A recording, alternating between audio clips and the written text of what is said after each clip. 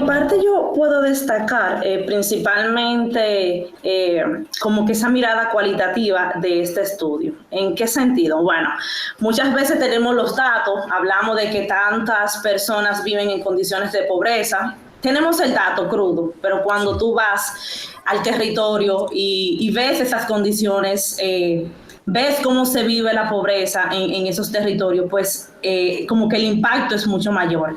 Por lo tanto, los resultados de esta investigación apuntan a ese detalle cualitativo de cómo esas personas que no es que por ahora por la pandemia estaban viviendo esas condiciones, sino ya de antemano estaban en esas condiciones y cómo esta pandemia pues la afectó más grandemente a sus condiciones, aporta la mirada de poder fomentar, de poder llegar a ese desarrollo sostenible que se necesita para que esas poblaciones o esas personas en esas condiciones vulnerables, en situaciones como esta o otras, puedan entonces sostenerse, puedan hacerle frente a situaciones como la que tenemos actualmente, porque sigue la pandemia.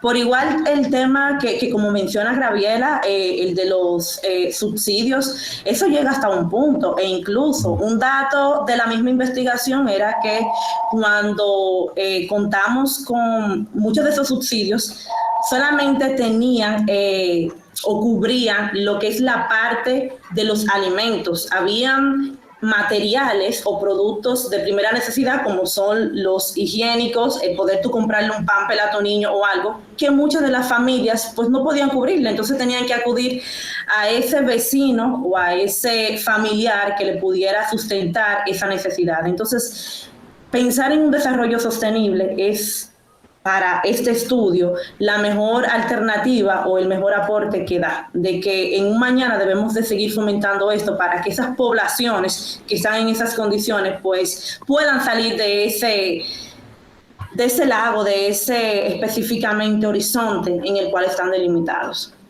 Ya leía en la investigación que un dato importante que arroja es que en esa comunidad se ven como una familia toda, o sea, 5 casas, 6, 7, con el número suficiente de personas, se ven como una sola familia. Andaban quizás sin mascarilla y decían, no, es que aquí somos todos una familia y no nos preocupa porque somos una familia. Y uno lo dice en su casa y dice, no, aquí yo ando porque estamos aquí entre nosotros. Y ellos se ven todos como una familia. Es bonito, pero implica también una responsabilidad y un criterio que el Estado debe ver, porque así puede hacer también más efectivas las políticas para esa gran familia que constituye una comunidad donde se reúnen 10 o 12 familias. ¿Qué significa esto para investigadores como ustedes? Mira, efectivamente, el barrio... O sea, fue una expresión que salió varias veces, como sí, que aquí no necesitamos mascarilla porque nos conocemos todos y es... No es algo quiero decir como que no es algo particular del barrio, porque igual tú te encuentras con eso en un grupo de amigos que ninguno vive juntos y hacen un cumpleaños y tú lo ves que no tiene mascarilla y tal. O en la misma emisora yo a veces veo programas de radio y están sin mascarilla, o sea, no es una particular del barrio. Yo estoy en mi casa. No, pero lo he visto en otras. Sí, pero esos son Karina y Sergio, que son unos irresponsables, pero sí. Pero ¿por qué lo señalo? Porque bueno, más allá de verlo como de que, pero míralo ahí, por eso es que se contagian, porque no usan mascarilla, porque se quedan en una familia, lo que tienes que ver es la necesidad, y eso es el aporte que hace la investigación, de crear campañas a nivel local. En el barrio se trabaja así, o sea, no se hacen políticas públicas para el barrio desde una oficina, hay que pensar en el arraigo local. Y eso se echó en falta. Y era algo que también nos decían, bueno, pero ¿dónde están los gobiernos municipales? Por aquí no han venido, aquí no se han hecho campañas locales. Entonces, luego de verlo como un hándicap, verlo mejor como una cosa que se puede trabajar. Bueno, claro. Sí, porque también te voy a decir algo, esa gran familia donde no necesito mascarilla, también es la gran familia que cuando me hace falta el subsidio porque no me llegó, es la que me mete la mano, la que me da galleta para los muchachos, la que me pasa el pamper. Entonces eso es una oportunidad de trabajo, no es tanto algo que culpabilice a los habitantes del barrio. En el barrio se vive así, viven todos juntos. Por eso decía, es una comuna, por eso decía que es la oportunidad que tiene el Estado, el gobierno, de trazar políticas sabiendo que hay una filosofía de vida de esta manera en comuna. Quizás mañana la convierte en una cooperativa si hay un interés colectivo para producir correa, por decir una cosa, o con las lilas que hay en el Osama hacer chancleta, no sé, cualquier cosa. Es tener la inteligencia. A mí me asombra verdaderamente. Yo sé que hay gente muy inteligente, ha habido a lo largo de todos los años muy inteligente en los diferentes gobiernos que hemos tenido. A veces me llama la atención que gente tan inteligente le cueste trabajo trazar políticas, que es lo que debe hacer un poder ejecutivo para el desarrollo de un país, sin afincarse en estudios científicos. Si se estudia científicamente y bien avalado, va a dar un resultado importante para usted utilizarlo, y no que sea empírico o que sea emotivo o emocional. Por eso vemos que llega cualquiera, un alto funcionario, lo que sea, y la gente le pide sí, vamos a hacer la carretera. No, espérate, mijito, va ahí, eso porque te llegó hasta ti, pero en el resto hay otras necesidades, y por eso el nivel de satisfacción de la gente con las políticas públicas siempre es cuestionable, porque no se hacen políticas públicas desde la ciencia o desde un estudio científico. Es lo que me dice el interés político que hay en ese momento. ¿Qué es lo que suena ahora? Vamos a hablar ahora de los paneles solares, y entonces les meten con eso, y la casa se puede estar cayendo, pero le ponen unos paneles solares porque es lo que está de moda y es lo que hay que... yo ojalá los que trazan nuestras políticas públicas puedan trabajar con estudios, por ejemplo, como con esto que arroja, por ejemplo, este detalle de que se ven, aquí somos todos uno, etcétera, porque es una plataforma espectacular para poder solucionar problemas entre todos. Oiga, si se trabaja así, usted puede estar seguro que va a haber soluciones positivas a corto, mediano y largo plazo. Lo digo sobre todo porque, como bien han dicho ustedes, seguimos en pandemia, ha habido un cambio de gobierno, se producen cambios, se aspiran a más cambios, y a veces es un problema de nombre. Quédate en casa supérate, y es una cosa casi infantil, por llamarle de alguna manera, por no ser consecuente con programas de Estado. Pero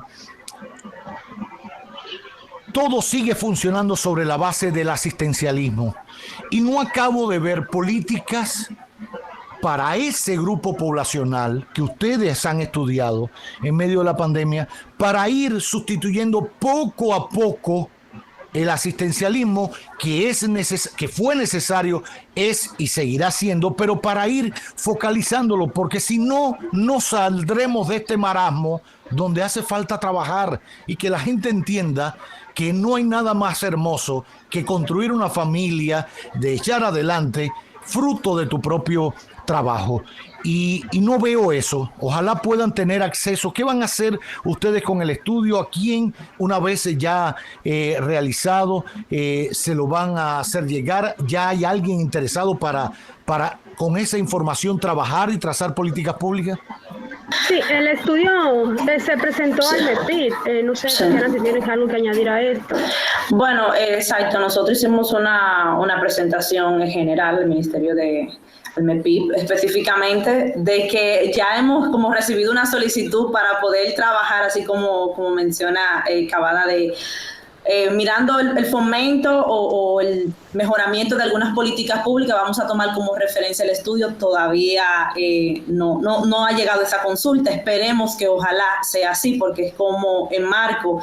El detalle aquí es ese aspecto tan cualitativo de cómo la gente vive, cómo la gente sigue viviendo también o vivió el tema de la pandemia a sus principios. Entonces eso es lo que enmarca, y al fin y al cabo hay situaciones que muy probable siguen todavía estando estables hasta este momento, porque ausencia de algunas ayudas y demás, cómo están las personas, cómo se han hecho. Entonces esa dinámica para pensar y poder promover políticas públicas sostenibles, pues quedamos a esa espera. Y también yo creo que el estudio sugiere una oportunidad de empezar a trabajar la salud pública desde lo comunitario. Sí. Entendemos que es algo que no se ha hecho, que estas decisiones están todavía muy centralizadas, pero que es necesario empezar, o sea, que el abordaje de la pandemia sea un abordaje comunitario, no centralizado necesariamente en salud pública. E incluso también destacar uno de los datos que salió de los hallazgos. Tenemos el tema de las escuelas, el tema de la jornada de educación específicamente, que sabemos y contamos con casi a inicio del año escolar. Habían niños que todavía no estaban inscritos, o sea, no tenían un conocimiento profundo de cómo iba a ser su próximo año escolar. Entonces, incluso eso es algo meramente destacable, porque si ya bien es cierto, ya tenemos un año escolar que está casi en sus finales. Entonces, por lo tanto, hay que tomar esa luz y esos datos para poder comprender qué ha pasado con esos niños que en esos barrios, pues entonces en el momento del estudio no tenían ese norte, pues claro, de si iban a iniciar o no un año escolar. Sí, de hecho, ayer leía un reportaje en Diario Libre donde hablaba del alto número de deserción de niños y niñas de la escuela para este año, que era algo que ya advertía esta investigación. Grave. Exacto. Muy grave, muy grave.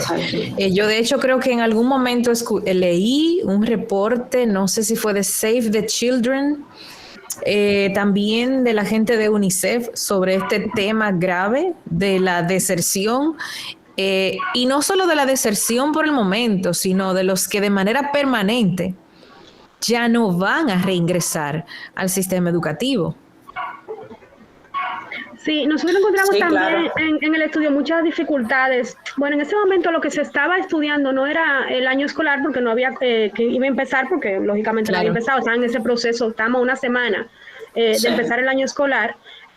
Pero sí cómo había sido la experiencia de terminar el año escolar durante la pandemia, y lo que reflejaba es que había sido desastrosa, porque también las mismas condiciones del barrio impedían lo que se proponía en ese momento, que era o sea, los estudiantes conectados por WhatsApp, conectados virtualmente en un espacio social donde esto no era necesariamente posible. Entonces la gente hizo lo que pudo, y cuando ya no pudo hacer más, se desentendió.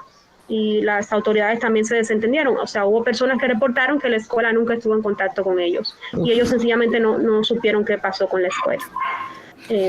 O sea que las implicaciones sociales de la pandemia van más allá del tema comida, vivienda, trabajo. Exacto. Es transversal a prácticamente todas las áreas. Exacto.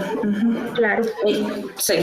En tema de género también, o sea, encontramos casos de mujeres que habían sido violentadas y que convivían con su agresor, y eso fue un tema que no pudimos profundizar, porque también implicaba poner en cierto riesgo a la mujer entrevistada, pero sí pudimos observarlo y notificarlo. Es un abordaje que también es necesario que se haga desde el Estado, desde el Ministerio de la Mujer. ¿Qué pasó con estas mujeres? ¿Cómo se les ayuda? ¿Cómo se les ayuda? Y cómo se les saca de esta situación?